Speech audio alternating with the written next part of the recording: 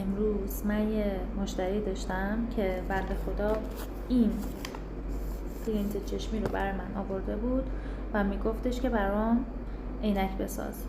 اون نمیدونست، ولی من میگم شما بدونید این پرینت چشمی برای این نیستش که باش نمره یعنی عینک درست کنن. این یه بیس کلی از نمره چشم شما به چشم پزشک اپتومتریست میده که اون باهاش تازه تصمیم بگیره که مثلا نمره‌ای که به شما بدن چنده.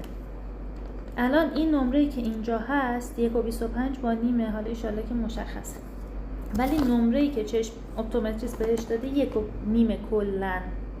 یعنی توی پرینت چشمی هم آستیگمات داره هم ضعف، ولی نمره‌ای که اپتومتریست بهش داده 1.5 و نمره اصلی هم همین 1.5. پس این پرینت چشمی رو باهاش عینک نسازین لطفا و فکر نکنین که نمره اصلی تونه.